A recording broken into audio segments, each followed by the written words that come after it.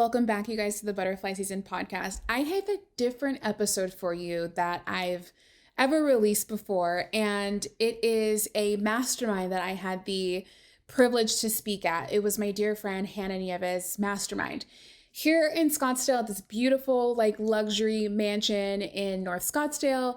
And she had amazing businesswomen there speaking.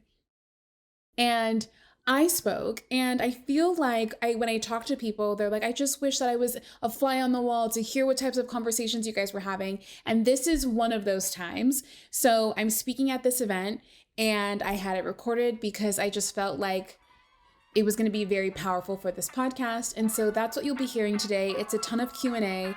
And yeah, I hope you guys enjoy.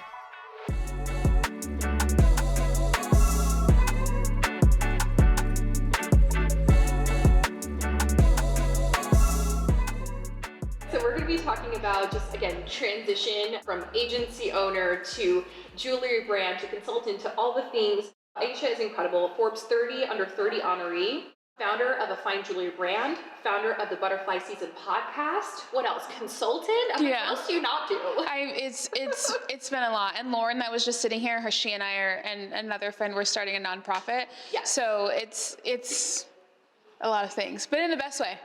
So good. Again, this is an open floor, open Q&A, and I'm really excited because I'm so inspired by your journey from shifting from agency owner to what you've created now and using that as a vessel. So I just want to take us back there for a second and just walk us through what was that process like?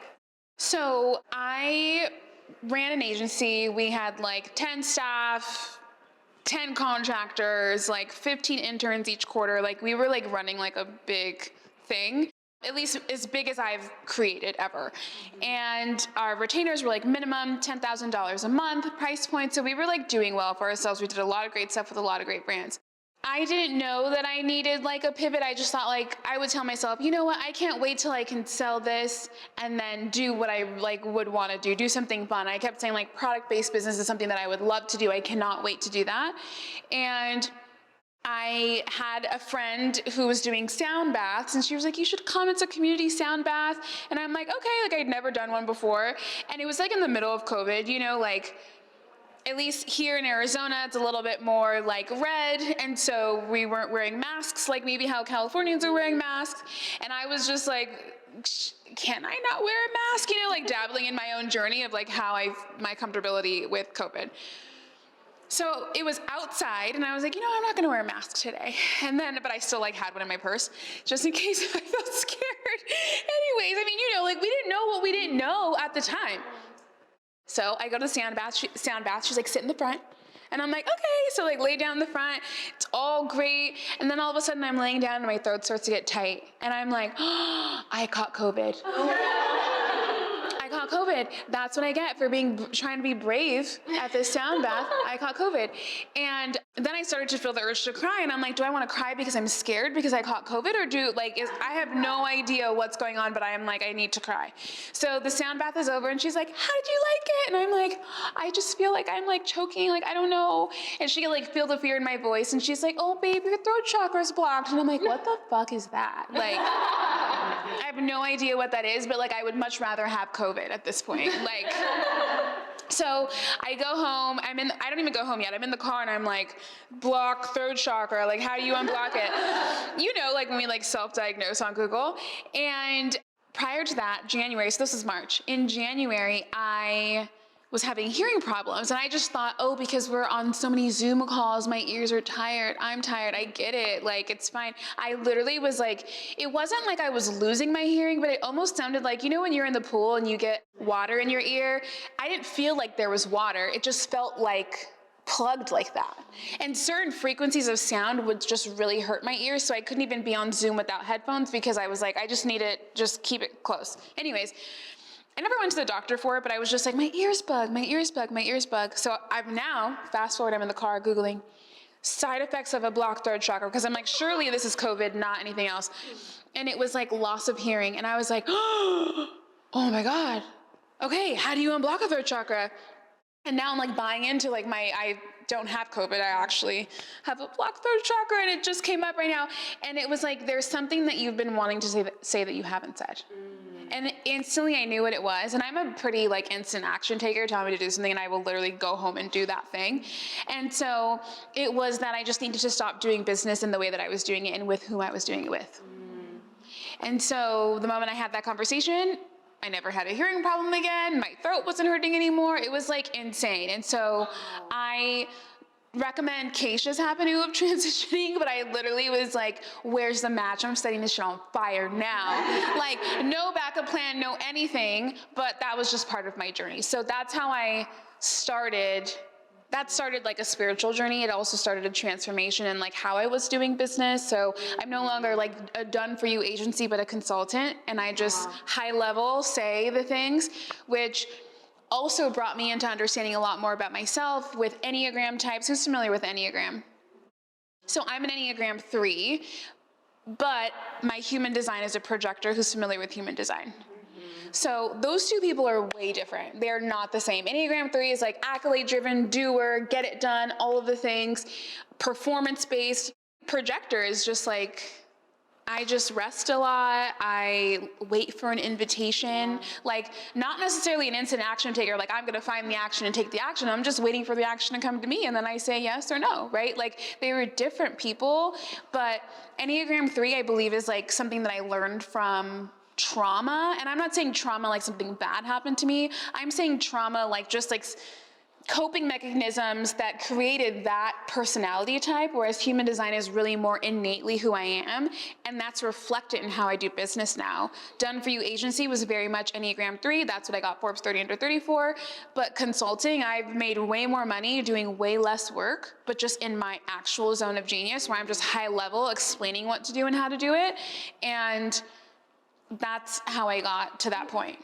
Okay, I have like 10 questions that are immediately coming to mind right now.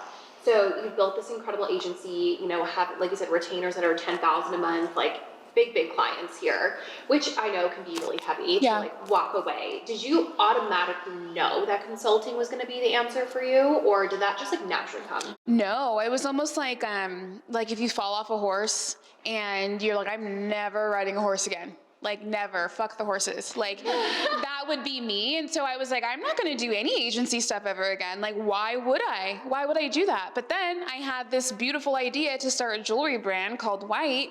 And in order for me to fuel Whxte, I needed to get back on the horse. And I'm like, okay, maybe we're not racing. Maybe we're just like casually, like, you know what I mean? Horseback riding.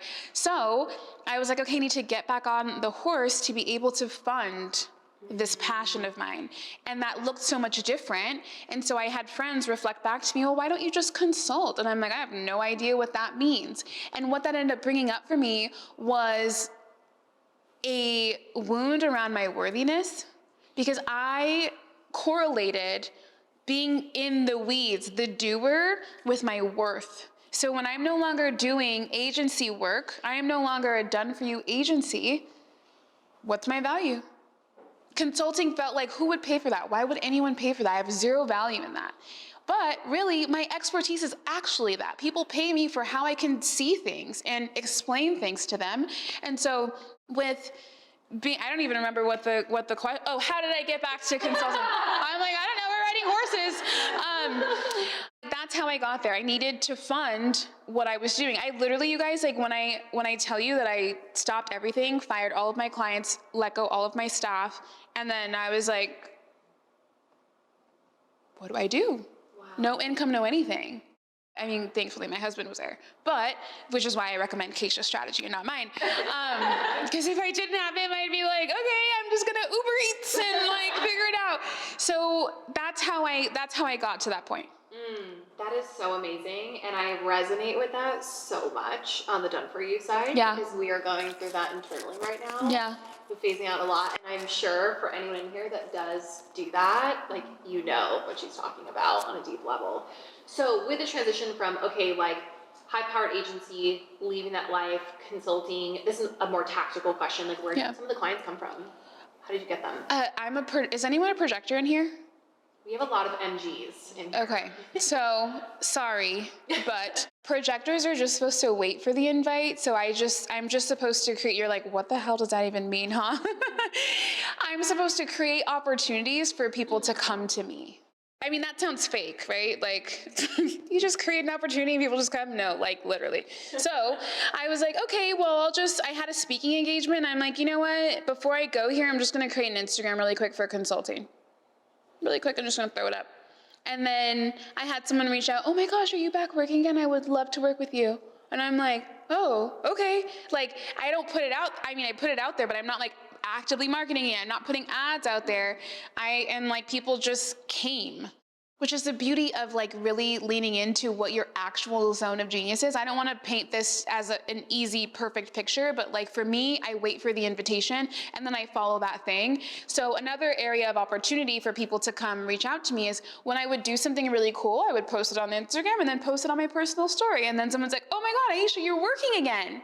And then when they would come to me, I'm like, well, I don't do done for you. This is how I work now. I love that. And they're like, fine. And I'm like, wow, really? It's a lot easier than I thought. So you've gone through this process and you've built this incredible consulting platform, and you and I have spoken about this, and then you started Whxte. Yes. So, okay, like take us back to that, because that's obviously like polar opposite in a consulting business, and I love this story, so I just want to hear the inception of like the story again. So from building Whxte, my jewelry brand, it's Whxte, and I've always had the name. Like, I would pimp the name out to my friends. Oh, you're starting a business? Try Whxte. It's a great name. I thought of it, and I just, do you want? And nobody would bite. And I'm like, wow, like, I mean, this is a really dope name. No one wants it. That's fine. But it's because it was for me. I just didn't know what product was going to be Whxte. And ever since I was a little girl, I would always create. When I was sad, I would draw, I would paint, I would just do things when I was sad. So after I burned the agency down and the high of like feeling free and no longer like high stress, I was like low-key depressed. And so I was just creating. And before I tell you what I was creating, when I got Forbes 30 Under 30, I wanted like to lament the occasion. And I felt like people like lament occasions with like a Rolex or like whatever. And I'm just like, I'm not a watch girl. Like I couldn't even wear the Apple Watch. I'm just like, and then the tan, like it's just too much. So like this Oura ring, look at this nasty tan. But I love the Oura ring, so it's fine. Anyways, so I wanted to buy like a piece of jewelry or something to remind me, because as an Enneagram 3, a constant achiever, accolade driven, performance is where my worth was. Literally, you guys, like 30 minutes after I realized I got Forbes 30 Under 30, so this is 5 a.m., I was like, what's the next list I can be on? Like, I wasn't even celebrating. And so my business coach at the time was like, no, stop, you celebrate. So I was trying to find something to remind me of all that it took to get to that point.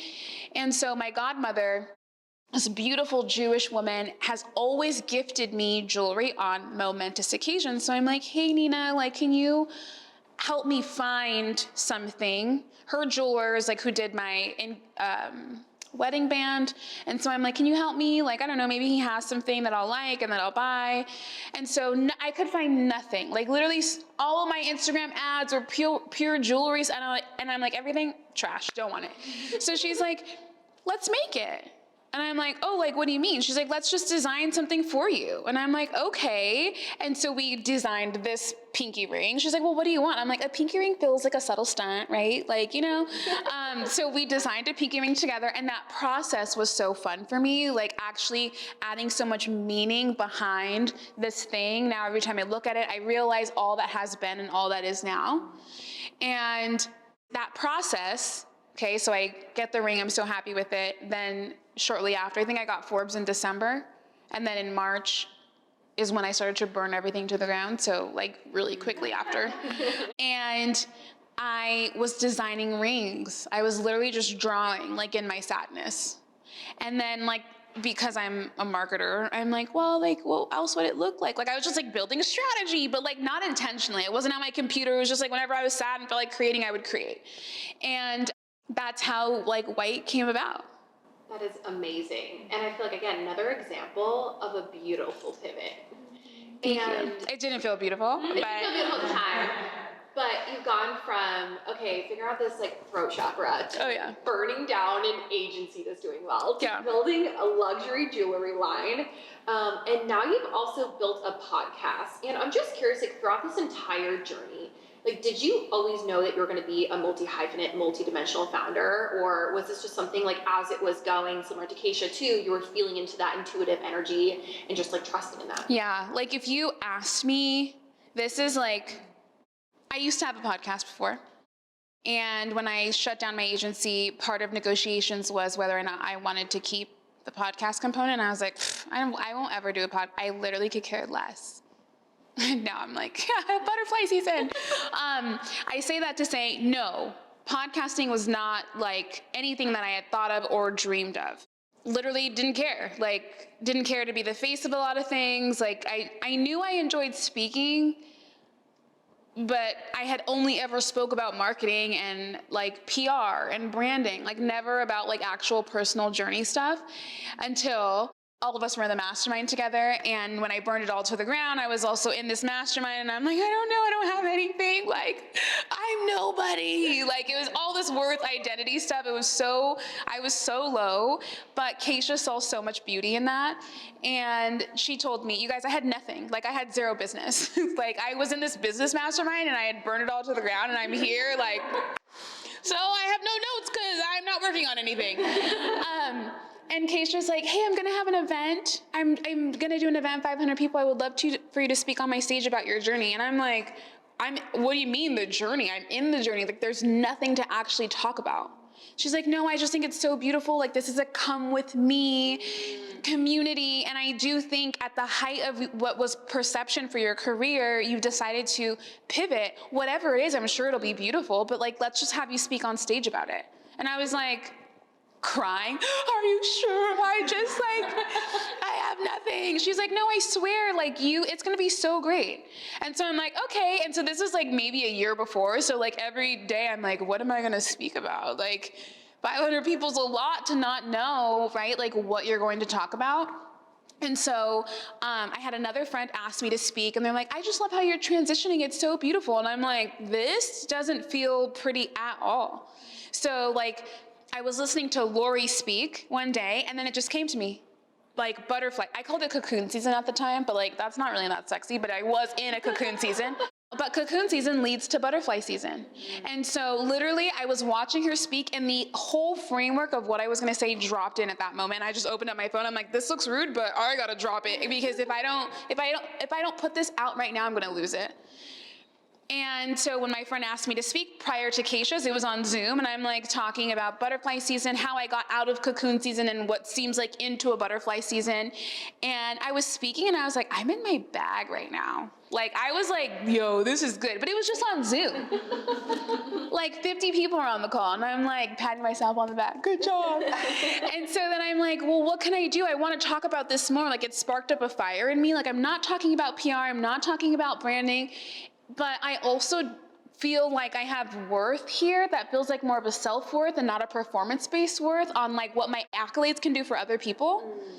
And so I was like, okay, well, the marketer in me is like, okay, well, if you want to do this, then you need to create opportunities, projector, for someone to see you doing this.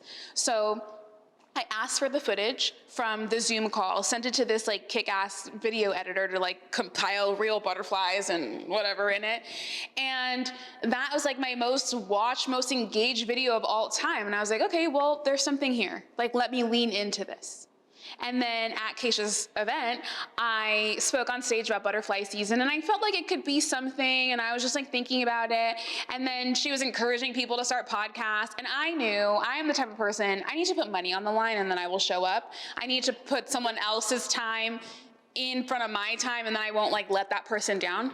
So I text my like branding girl. I'm like, can you just send me an invoice for podcast artwork and a brand shoot? We'll talk later, but I need to pay this or else I'm going to back out. She's like, done. So like, she sent me an invoice. I'm like, okay, paid, moving on. Like, I will do it. And then I just started to take action. And then now we have the Butterfly Season podcast. That is amazing.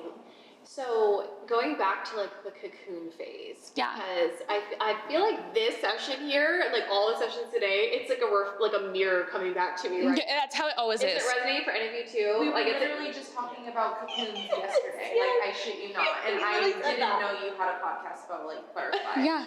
On my stories, I'm like, Oh my God. Yes, literally. It's all divine timing. Crazy. So, okay, before we talk about like, okay, getting to the highest version of yourself in the season, what are some of the things that you did during that cocoon phase? Because I know for me, like that was like all of March. It was like this uncomfortable, okay, like letting go of things, but like sitting in it.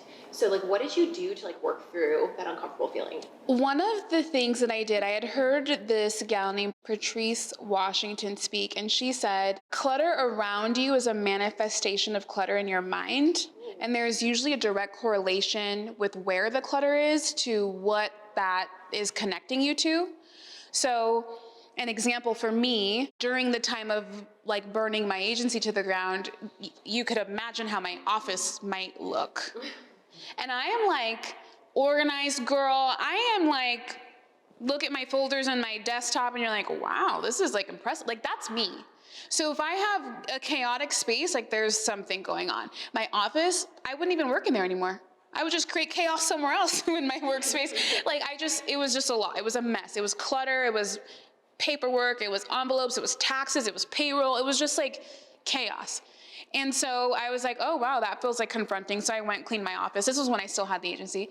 And then I was trying to put clothes on my hanger in my closet, and I just like had no more space. The hanger, like the rod was droopy, and I'm just like looking through. I mean, you guys all know, right? You have too much stuff and the rod's like, give me some support. And so I was like, well, like a lot of these clothes feel like a previous version of me, and so I was trying to like get rid of some stuff, and I was so confronted.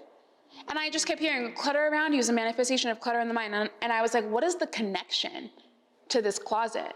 But I grew up very poor, like dirt poor, like could not afford milk, powdered milk poor. So clothes, having them made me feel like I might never have an opportunity to buy more clothes again. So I have to keep every single thing that I've ever had. I wasn't even wearing them. I was just keeping them. And so what I realized with that process, I was like, okay, I need to declutter the areas of my life that are full of clutter, because your brain actually scientifically cannot process what's going on when you have chaos around you. Like you just can't process it. But it's also kind of like a coping mechanism to like have your brain process all the chaos around you so you don't actually have to turn inside and process what's happening inside. So during cocoon season, I was like, okay, I'm cleaning up, I'm cleaning house. Like if it's not for me, trash, all of it, every single thing. If I haven't touched it in the last year, adios, right? And my husband's like, are you okay? I'm like, we're getting rid of everything. And so that was one thing, like figuring out the clutter around me to free up space for the clutter in my mind. I couldn't even actually process full emotions because my space was just a mess. And the next thing that I was doing was like, okay, I need to meditate. I need to get clear. Clearly, the sound bath helped, but like, I don't even know my own voice from someone else's voice. And I was realizing a lot of the worth stuff. Like, I literally felt so worthless. I felt like I had nothing. I felt like people were looking at me, like laughing at me that I shut my agency down, but it's because I tie my worth to what I was doing. And so when that external thing is gone, I'm not worth anything anymore. Literally, it's this crazy mind fuck. My worth, how I would assign worth is, okay, what do I think you think of me? And how can I find something that you and I agree on that is a big deal? How can I get that? Because that would secure what I think you think of me. So Forbes. Everyone's like, oh, Forbes, right? Like everywhere I go. But because we all can mutually agree whether or not we've had the conversation or not, that that's something that's a big deal. So that gives me security that I'm worth something because it's backed by this thing. Once you remove that thing, there's nothing to back the worth around. And so now I'm like, I'm worth nothing. So it took a lot of deep exploration on how I was feeling. Where is that feeling actually coming from? And it's usually 3 questions beneath that. So for me, I was like, okay, well, I do feel worthless. I feel like other people are more valuable, or people who actually do. I think they're generators. The generators mean more than anyone else. Like, that's what I thought. But really it was because growing up, my mom would always praise me for accolades. I would walk around on family holidays with a report card to all my uncles and aunts, and I would show them, and they'd give me $1, show them, and they would just, so it was only really based on what I was doing to perform. And my mom was a single mom, so busy. She wouldn't come to cheer practice, she wouldn't come to competitions, and so she would never like recognize how good I was. So the only way to get recognition from my mom was if I was the best one in the room, because other parents would tell her how good I was. So in order to get that validation, I would find the best person in the room and just be so fixated on beating that person. Because then those moms would tell her, and then she would validate me. And so that same thought has been reinforced in my mind, which is why Forbes, that's the best thing, right? Presumably. So I'm like, I'm going to get that thing. Dance class. Now that I'm awake to this, I couldn't even go to like high intensity gyms anymore because I was just focused on beating the best person in the room. I wasn't even focused on working out for me anymore. It was just to do it for validation. Dance class, I have danced all my life, and I went back to it just most recently, and I almost left crying because I couldn't even look at myself in the mirror because I was so fixated on the girl in the corner who was so good. I needed to try to beat her, but it was my first day in class. I don't know any of the routines. Of course I'm not gonna, right? So like, you feel something and explore that, because it's usually 3-4 questions beneath the surface on what it is. Yeah, I felt away because I wasn't the doer and there was no worth there. My accolades that we all can kind of agree on were like shiny. That was also gone. So I'm like, okay, who am I? What am I without performance? What am I without titles? What am I without skills? And then that took me to, okay, I have 0 self-worth, but I correlated self-worth with confidence. I'm like, I don't struggle with self-worth because I'm a highly confident person. But like, both can be true. And maybe confidence is a coping mechanism for a lack of self-worth. So like, cocoon season was very much uncovering all of that. And it honestly felt like the deepest hole. Like, once you find one thing, like I just can't stop finding more. And I'm like, I don't even want to be down here anymore. There's so much stuff. But eventually it's like, you know, those clowns that like will keep pulling a string and pulling the string and pulling the string. Eventually the string stops in that area, which is butterfly season. Okay, this is like, I feel like I'm gonna fall back in my chair. And that was my one question, because I feel like for a lot of the women in here as well, like, we do tie our self-worth to the way our clients, their happiness, or the accolades, or how much money we make. That's been a big conversation this entire event. And I just love that you call that out of like, it's 3 questions beneath that. Yeah. So I love that. So on the flip side, okay, you've gone through cocoon season and now it's butterfly season. What is that? What is that for you? What did that look like for you? I feel like butterfly season, I don't want to mix up the idea that you could be in a butterfly season and then you're no longer in a cocoon season. Right now I'm dueling. I'm feeling on the outside, it feels very butterfly season, opportunities feel very butterfly season, but I'm still going through fully transitioning out of Enneagram 3 and into projector. That's just what I call those 2 women. And it's hard because I've only known success this way. I've actually never done success like in flow. So in flow is really scary because I've never done that. I am doing that now.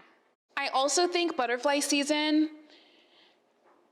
for me and my specific cocoon season, was when people were commenting on my character and not on my accolades. So that was a shift. People in the last like week have been like, oh my gosh, you just like feel like lighter. And I'm like, right? Like, especially too, it's really hard when you do, like now when I give a bio, it's like 3 sentences because I'm just like, I'm working on being filled without anyone knowing about like how good I am at X and Y, Z skill. And so butterfly season has felt like this season, opportunities are coming, things feel easier. I'm actually working less and making more. That's what it's feeling like right now. I love that. And I'm like going back, I'm looking at you, Cavi, right now with the whole balance. Again, another common theme of this entire retreat. So, okay, so fast forward to now, you've launched the Butterfly Season podcast, which is incredible. And also Aisha and I are like personal brand accountability partners. We are. We really are. So let's just take a moment. What is your vision with the podcast first? I was just like, I want to start a podcast. I feel like I have something to say. I feel like no one's really talking about the beauty in the transformation. Like, it's a hindsight thing to say, but cocoon season is actually the most beautiful part. It's not actually butterfly season. What's uncovered, what you've learned in cocoon season, who you become, who you have to let go of, like that is where the beautiful part is. And I feel like no one was having that conversation. And so I knew I wanted to start a podcast. I was just going to do it. But I love masterminds because it brings you closer to people that you probably would have never met otherwise. And it's almost like, you know, in school, in high school, sometimes, well, for a few classes in college, but for sure in high school, like you sit next to a person and you're like, me and you would probably never be friends in real life, but like I fuck with you. You know, like there was one kid, I'll land this plane in a second, but there was one kid in class, he was a nerd, so smart. It was English and I just like wasn't great at it. He would write the answers on his 2 fingers and we were against the wall. And then he would be done with his test and then put his fingers up. And then I would like look down here for the answer. And I'm just like, you're my dude. That's what I feel like masterminds do. Like brings you close with people that you might have never been friends with. And I'm just like, I see you on such a soul level. And it's so nice to not have like the pressures of whatever else in society to like keep you apart. And so Keisha was like, hey, I'm gonna be in town. You wanna hang out? And now when I hang out, I'm like, I wanna move. So like, let's go for a walk instead of like coffee or whatever. We can get coffee if we want, but like, let's walk. She's like, okay. So we go for a walk. It's me, her, and another friend of ours. And I'm like, I want to walk on the street, Exeter. It's here in Scottsdale. It's where I manifest. Like, I literally have had a meditation of me with like my husband and kids on this property. So I'm like, I always walk on the street because this is my neighbors. So we go to Exeter, we start at the top of Exeter, and the beautiful thing you'll see around here, we're in PV, but in Arcadia, they brought in soil from California here. So like there's oranges and there's like green grass. It's like not native desert stuff. So the soil from California is much different in Arcadia than it is in any other city in Phoenix. And so there's orange, a lot of the homes have orange trees. And so we're like, yeah, let's manifest and let's walk and talk and dream and blah, blah, blah, blah, blah. And Keisha was like, let's seal it in with that orange. And like, we're like trying to jump and grab. I would have never done this, by the way. Like, I'm like, no, thank you. So I was telling them about how I was at a women wine and wealth event and a sommelier was there and she was like so vibey and was like, yeah, when I take my email list to Italy, I'll lick the dirt because the dirt is what creates the grapes and it's like you can really taste and I was telling them and then Keisha was like, oh yeah, then we're gonna eat that orange. If we're gonna live on this street, we're eating the orange. I'm like, okay, fine, like let's do it. At least we're not licking dirt. So we get an orange or Keisha jumps up and grabs an orange, cuts it and we like split it in half like if we're about to take shots. So we all think about our manifestation and then we eat the orange and then whatever. And so as we're on that walk, we're talking about podcast stuff and I'm still like, this is my like V2 version 2 round 2 for my like branding people. You're like, I get V2. This is like my V2 of life in my season of business. And so I'm with Keisha who has 8 million downloads. I'm with Lindsay, who has a crazy, all of the things, 1 million downloads. And I'm like, oh yeah, my podcast, I could just started in December. And so Keisha's talking about, yeah, casually mentioning her partnerships and casually mentioning the price point of each one. And so in my mind, I'm like, that's well over 6 figures on just talking to people. So it's so nice because you're in rooms with people and they can paint what's actually possible for you in that space. I would have never even dreamed of that. And I'm like, you know what? Actually, I like that because I'm great at projecting. I'm great at painting vision. I'm great at storytelling. I always have been. It's so fun for me. But also, to Keisha's point, how can I use this as a vehicle for other things like Whxte, right? So my end goal with the podcast is fluid. I just know I'm gonna go all in on it this year to see where it can take me and how it can position me for speaking, for networking, for collaborations. So I love that. And again, a common theme I keep seeing here is like the separation of your personal brand. And I think that's something that you've done such a great job of as well. I know we've talked about this at length. Yes. So I want to get a little bit tactical here because I feel like you and I have had great conversations around the podcast. And for many of the women here, they either are separating out their personal brands like from their entities because maybe they want to sell or whatever it is. Now, in terms of using your podcast as an anchor, like what is now like your own visibility and marketing strategy for your personal brand now? I call it the Kim K model. Hate it or love Kim, how she does it, I think is really brilliant. So you go to her personal page and it's just her life. Family, Skims, skin, investment group, right? And it's just in her bio, boom, boom, boom, boom, boom. You know exactly what you're getting. You go on her page, you get all of that. It's like her pillars. It's like the pillars that are like in her bio. And I love that because she is multifaceted. So what's in her bio is like clothing, beauty, investing, like give back component. And I like that because I don't like to feel so rigid in my personal brand. Like I've been feeling a resistance for me, and I haven't seen anyone's Instagram, so no offense if you guys are doing this. I personally want to see more than just someone selling to me all of the time. I want to see that I align with your values. I want to see what your kids look like. I want to see like you in good and you in bad. I want to see more than just like reels pointing at things. Like I want to see more than just every single thing about the one thing. I've been on a huge unfollow spree because I'm just like, no more coaches stuff. I'm tired of being sold to. I just want to have like real interactions with people. I want to see more about their life. And so that's what I post on my Instagram now. It's just like all of the things that I'm passionate about. I'll post about butterfly season. I'll post about speaking. I'll post about my husband. I'll post about my cat.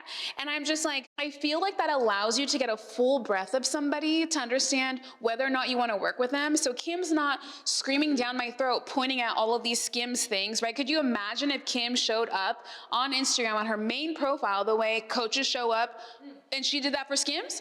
We would all have unfollowed her. But I love her because I'm like, her kids are beautiful. I love like the activations that she puts on with her brand. It's like, I know so much more about the depth of a person that she is that I don't need to see the Skims post on her feed 15 times to then want to go to Skims and buy it. I've like fallen in love with who she like actually is. Right? And so when it comes to my personal brand, that's kind of what I call it the Kim K model. Like I want to be that. I don't want to feel like, you know, I've posted about butterfly season and that's been my brand. And now I can't post about my cat doing this funny thing because it's just not on brand anymore. But I am the brand. Amen. I love that. And I think that's something that's really, really important too that you just called out. And we've had conversations at length, which you guys know we transitioned our HM House account over.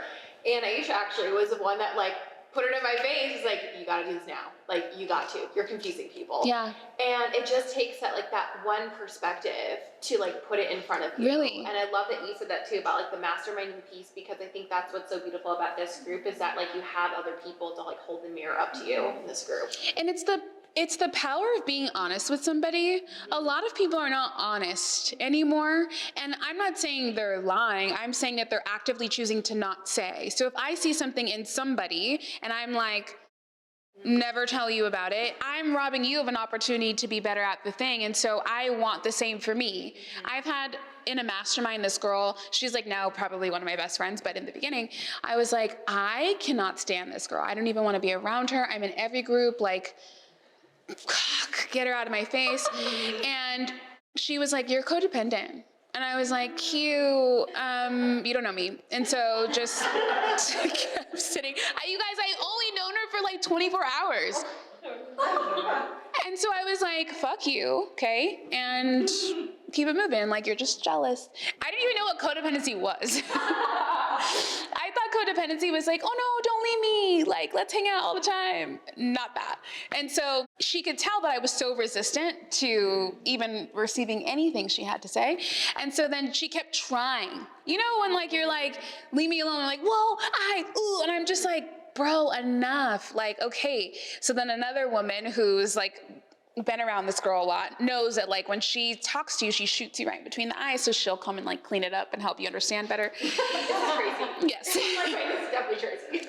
So Tracy's like, well, here's what codependence might feel like. And then she explains it, and I'm like, I know for me, when something is true, I feel it here. And so it was like, this was getting activated, and I was like, and like, once you hear something about yourself, you can't unhear it, right? So you take action on it. And so that was like part of the domino that like led me to burning down my agency, because it was just a byproduct of being codependent as fuck. And so I now want to leave people better than when I found them. If I feel like something is coming up, that is something that's the truth that needs to be told. I love that. So when Hannah asked me, she put the fire under my ass. what do you think about my Instagrams? I'm like, it's confusing. Yes. Who's who? Yeah. Right? Like, you have so much value, but they all feel the same. So make them separate. Like, think back to the Kim K model. Skims nods to skin, but it's not the same. And it really was like hiding behind the mask. It was like hiding behind the brand. Yeah. And it like took these conversations, took conversations with Gabby, and also just masterminding with other people to really just like step forward. And I love that, because it's like common thread between like all of us speakers, everyone in this group, like we all go through that, and no one's perfect. So this is good. Any questions? I want to make sure I leave ample time for questions here. Thoughts around agency transition, I have a personal question brand. about building a product, and you said that you were like drawing the rings out and doing everything. How did you take that drawing and then get it to become a physical product? Like, did you have to find manufacturers, like that kind of stuff? I'm like, I don't know. Obviously, these are my hindsight eyes, but it's cinchy. Like, it's actually crazy how easy it can be. It's even easier for people who just want to white label something and bring it to market, right? You just like, oh, I'll work with you, put my logo on it, boom, there's the thing. But all of my designs are like my own drawings. So I was like, I feel like there has to be a solution for this. Like, I shouldn't have to learn how to do CAD, weld gold. I feel like we're in an advanced enough world where I probably shouldn't have to do that. So I'm like Googling, I reached out to a few manufacturers, and I'm like, if I send you drawings, could you make the designs from my drawings? A few said no, but some said yeah. And so I'm like, okay, well, let me hop on a call, because this feels really sketchy. I'm just about to send you money and like a sketch, and then you're just gonna put gold and diamonds in it. Like, this feels tricky. So I hopped on a call with this guy in LA, and he was like, yeah, we work with a lot of small businesses, and this is what we do, and da-da-da-da-da. And then I was on Alibaba trying to do the same thing, and it kind of didn't land right, but it was helpful because my alley manufacturer, while he is a lot more expensive, he helped me with the vernacular, the tools to be like, if I'm drawing something out, how many millimeters is it? Because it's so small. And I didn't know. I'm like, so now I look at my hand and I'm like, okay, well, I don't want it to be this big. So I bought a little like millimeter ruler. I'm like, how many millimeters is that? Okay, well, if we do it like this, I only want it to be like 2 millimeters, you know? So it's like, it was very figure outable. And that's really what entrepreneurship is. It's just like, how can we figure something out, and how can we figure it out in an efficient way? I think what some people might think in that version, or that scenario, is like, okay, I have to learn CAD. I need to be a gemologist. I'm like, I don't even give a fuck about any of that. I don't want to do any of that. I just like these drawings. Can we make something out of it? And so, yes, I found a manufacturer, and my mom used to tell me when I first bought my house, always get 3 quotes. And so, yeah, but then I wouldn't listen to her. And I remember our pool was broken one summer when we first moved in, and he was like, yeah, it's going to be about like 10 grand for all of it. And so I was like, okay, I'll talk to my husband, and then I'll give you a call back. And so I'm like telling my husband, so yeah, it's going to be 10 grand. We'll just like pay him. He was like, did you get any other quotes? I'm like, no, he seemed like a good guy. And he was like, let's get more quotes. And it was like a $300 fix. Oh my goodness. So the power of, and he was a referral, which usually for referral, like if someone's referring, I'm like, I won't bet because I like this person, trust this person. But he was trying to take advantage of me. Like, we would have 100%, I would have given him a check that day for 10 grand, but you need to get 3 quotes, which means if you are ever searching or creating a product, get more than that, narrow it down to the 3 people that you like, and then move forward with that. And then what I would also do too, if you're looking on Alibaba or anything like that, ask them what type of customizations can you make. The beauty about this alley manufacturer, I was like, I can send you anything and you can create it. He was like, yes, but if you send me someone else's thing, I will force you to make it at least 20% different. And so that sparked a lot of thought in me. I'm like, well, I don't want to send him, the ego in me was like, I don't want to send him something that he's going to force me to recreate because that means I'm copying somebody, right? So I would like create my own things. But when I started working with overseas manufacturers, you see what they can do. And so automatically you're like, okay, well, if you already do that, then just do that for me and slap my logo on it. So questions that I ask that not a lot of people ask is, what customizations can I do with what you can already make? Otherwise, you wouldn't know. Like my manufacturer for these like leather jewelry wraps that I have, it's like a travel case or travel little leather thing.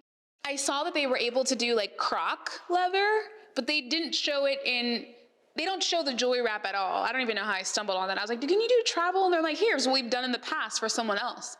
And so then I saw that they did like leather croc and I was like, can we do a jewelry wrap in leather croc? They're like, we've never done it, but we can try it and see what that looks like for you. I'm like, brilliant, I'm the only one in the market with the whatever. So like, you would never know if you're not asking those questions. Yeah. What are like your main revenue streams and what's your exit strategy? So this is good. I'll go to exit strategy first and then we'll talk about revenue streams. So exit strategy, I have a financial advisor, the same gal who's now one of my best friends that told me I was codependent, blah, blah, blah. She is self-made multimillionaire, like lives on the street that I was walking on to manifest. She is smart, brilliant, and just so helpful in life. She had told me, so when you were in the mastermind, the year before we did the same financial exercise, and I was like low-key, so we did this exercise and it was like, what are all your expenses? Write them all down. And everyone's like, I don't know. And I was also like, I mean, I know they're on a spreadsheet. I can pull up the spreadsheet, but I don't know them. And she was like, a smart businesswoman knows her numbers. And before that, we had an accountant like take 40 grand from us. Mm-hmm. It's one thing to delegate, but if you delegate and you still don't know, that's your responsibility. Like there was nothing we could actually do to get that money back because I wasn't being responsible. And so I say that to say I have a financial advisor that helps us with our personal stuff. I have a CFO that helps us with business stuff. The second year we did the exercise and me and Hannah were some of the only people that were in the room. Like we weren't even, what's this number? We just wrote it down. We're just sitting there. Everyone's like looking in their phone, da, da, da, da. And we were looking at each other and I was like, I was here before and I just hated how I felt. And now I'm like, ask me how much this is. I know. Ask me how much this is. I know. Ask me like what my probability is. I know. And so I built an exit strategy with my CFO for all of the things. So I have like my spreadsheet that I operate off of because sometimes the months are different in terms of what comes in for me. And at the bottom, there's a certain percentage that I take out of the revenue driver, which is my consulting, and put into butterfly season, put into Whxte, put my owner's draw, and then also my payroll expense for me. And every month I know that like 6% goes to Whxte. Every month I know that happens and it's an auto. I don't even have to be the person to transfer that over. It just goes. So then when I'm looking at my Whxte bank account, I'm like, oh, I have like some money in here. Like I can go and do whatever that I want to do, right? So that's how I built my exit strategy. I think what a lot of people will do is like, oh, you know, I want to get to this certain number and then I'll start working on this. But you can slowly chip away at the thing. I know at the top of the year, I set the intention I want to transition out of consulting, not fully in that I never want to do it again, but I don't want to rely on it to like fuel my life. So I'm like, okay, well, every month I can pull some stuff out of the AAM bank and put it into the stuff that I'm passionate about that still allows me to build this business on the side. So that's my transition plan. I set the intention for that. Does the number equate to fully transitioning out? No, AAM makes way too much money right now to say stop. But what I did do is I had told a friend in dance class, I was like, yeah, my goal this year is to transition out of AAM. And she's like, okay, well, why don't you? And I was just like, what do you mean? Like I didn't respond, but in my mind, I'm like, yeah, why don't you? Like, obviously I can't do it right now. Like it's making me a lot of money. And I sat with that question because it bothered me. So I'm like, okay, what are the 3 questions below that? Why am I irritated by what she told me? Because it's true. Why don't I just do it? And I was like, you know what? I'm a projector. I create opportunities for people to reach it back out to me. So I removed the consulting firm from my bio. Removed it. The opportunity that I presented itself to get money, I'm like, okay, I'm removing that out now. I'm good with my people. I don't actually want to take on more. And so I set that intention and I was just open for how it would manifest itself. And then I got an opportunity to work with Founder. Are you guys familiar with Founder? The like Foundr. They have a program called Start and Scale. Start and Scale is for product-based businesses to bring to market, like in the 6 months that they're working together, and they pay a really beautiful price point for one-on-one. I just work with 40 people, and that's a really beautiful I wouldn't even imagine the least amount of work to do something so nice. Like, I enjoy it, I show up, I provide value, and then I'm out. It's like the beautiful retainer client that you could have that's like doesn't want a lot from you, but pays you well. So I'm like, that's a beautiful transition plan for me, because I can do this quick coaching 40 hours out of the whole month, get paid nicely, still have a few of my consulting clients, and then still funnel money into the things that I'm passionate about, which is nice because I was so open to having something help me transition. That founder takes a huge chunk of the actual consulting work that I would need to do to keep that income there, but it's half, not even half, a fraction of the work. So it gives me so much more space. Thank you. Actually, I had a follow-up question to that. Yeah. As a consultant with AMA and then with founder, how do you stay relevant? Because you had your agency, right? So you were in it. You were doing all the things, right? In consulting, you're high level and you're high strategy. So how do you stay relevant? Like, how do you feel like you're up to date? With like the happenings in... Yeah, just like, the how-tos and like all the things of, how to do everything. So back when I was doing agency stuff, I had a podcast and it was called The Label Podcast, and we would do industry updates and update people on the ever changing of all of marketing, because it's always changing at every hour. And that really helped me gain a lot of knowledge. And so now, like, when things happen, there's not really much that's new. Yes, it has a different name or a different structure, but the strategy kind of doesn't change.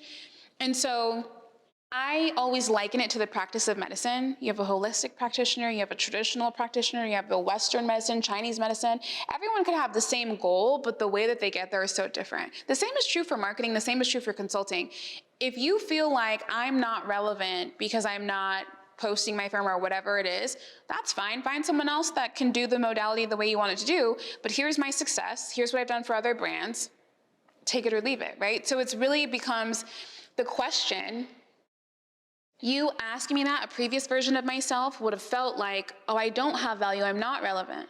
Because my worth is attached to it being present on my Instagram, is attached to what people think about me. Not to say that you're triggering in that question, but my response is that I am who I am, my work shows for what it does, and what ends up happening is I don't have to market it, the referrals is what funds my firm. Which really is what it is, it's just all referral based. People are like, hey, I saw what you did for so-and-so, they told me that you did a great job, do you want to work with me? And then I love that because it ends up attracting a like-minded client. And I'm not like meeting someone, I almost have hesitancy now to meet someone for the first time and work with them, because I want you to understand my working style. I just recently had a client, startup business, loved the founder, loved the brand, but they wanted text message correspondence. And I'm like, I'm past that on the self-worth train. Like, I'm not gonna bend over backwards and people please anymore, because I don't need to do that to make me feel valuable. And so I'm like, look, I love you to death. I just don't feel like I'm the one for you, but I can refer you to somebody who I think can offer you that, and they're fine with offering you that. And so I had to just like energetically be like, that's okay with not having that recurring income that month for my peace and my sanity, because I actually don't want to attract that. Attracting that is what keeps me in the spiral of consulting and done for you and like self-worth and people pleasing and performatism. So I just had to let that go because I don't align with that anymore. So I found a friend who was great, and he was so thankful, like literally is like, I'll give you my firstborn child. And I'm like, beautiful. I wanted nothing to do with them anymore, with love and in that capacity, because I could not support them the way they needed to be supported. This is amazing. Like, I feel like this whole training just like closed it out with like a big mirror. Yeah. Like there's a big mirror. Yeah. And I took so many notes too, but I think the big one is clutter around you is clutter in the mind. That's like really, really interesting for me too. But switching the word from accolades to self. This is something I've also struggled with for a very long time. I'm still coping with myself, going through the transition of letting go. Yeah. A lot of work done for you. And I'm sure a lot of people can resonate with that as well, whether it's client happiness or whatever it is, it's like that transition of like external to the internal validation. Right. It's hard. It really is. It's hard. I'm still working on it. Like with that story about the client, it felt like a self-worth thing, because I couldn't be the doer. So then she's like, you are no longer of value to me. I need somebody else. But being firm in that, that's not my zone of genius is not doing. So how can I give her what she's looking for by being a projector and seeing things high level? Who's actually the best person for her? You know what I mean? Yeah, I love that. So it still comes up. Any other takeaways? Do you want to kick us off, Cassie? And cocoon season, because that's definitely where I'm at right now. Yeah. To figure out like what's next. And can also resonate. I'm definitely like, I just graduated with my MBA and I'm like, okay, should I go get my PhD? I didn't tell you guys this, but I went to and graduated from law school and like don't practice. Yeah. But it was performatism based to Totally. please my first generation mom. Yeah. Mine was to find, like, to feel worthy within myself, but, like, I'm like, okay, well, do people even see myself more valuable because I got my MBA? Like, Yeah. I don't know. Yeah. So, yeah. Mine was definitely around the clutter piece, and yeah, just the clutter in my mind, and getting really clear on that, Yeah. and aligning with that Kim K model for the personal brand, having it be so clear when it comes to my page. Yeah. I see that so strongly for you too, with like the podcasts and everything. Love that. I think it's so beautiful how you've been cracked open in the past few years, months, whatever it may be, and sharing it, and talking about it, and owning it, and saying like, because it's not tangible stuff, and I'm Right. sure coming from an agency, you are used to deliverables and tangibles and all the things, but there is such a huge shift happening right now. Yeah. And I think you're very much in alignment with that, and I really appreciate you sharing that. Thank you. Especially the worthiness and all that, I say all the time in channel. That Yeah. that is the block, that is the road bump, that is the brick wall. Yeah. And you diving into that, and then sitting up here and sharing that is your power. Thank you. Thank you. I chose. Everything about what you said was so amazing and really resonated with me. And I think as someone who also struggles with feeling happiness from achievements, because I just expect things from myself, and when they happen, I'm like, right, okay, next. It's good to hear from someone who is working through that and coming out the other end. Because I've been working on that with my therapist for years, and I'm like, I still don't get it. Yeah. Like, I perform it, I'll be like, oh, okay, I hit this milestone, I'm gonna buy myself this thing, because that's what everybody else is doing. Yeah. And my friends are doing or whatever. And I'm like, but I don't feel anything from it. So it's good to know that maybe there's like a light at the end. There is. There's this exercise that you can do maybe with like the 5 people that you like really respect and love. And somebody in there that you know will tell you the like radical candor truth. And I would have them describe you without listing any talent that you have. Who are you? Ooh, wow, that's good. Yeah. And then you'll see.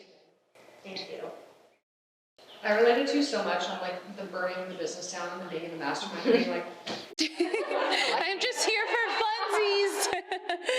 but there's so many things that I resonated with, like the clutter, I'm so messy, and I feel like that totally translates in my mind.